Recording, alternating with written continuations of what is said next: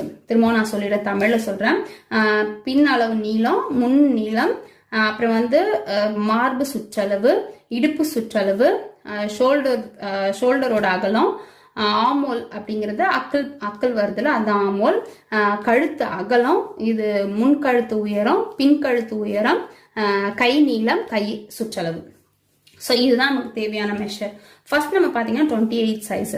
So இந்த 28 சைஸ்க்கு வந்து மேக்ஸிமம் நம்ம வந்து ஏஜ் அட்டன் பண்ண பிள்ளைங்க, நியூவாக ஃபர்ஸ்ட் பிளவுஸ் போட போறாங்க, அவங்களுக்கு தான் நம்ம மேக்ஸிமம் அந்த 28 மெஷர் வரும்.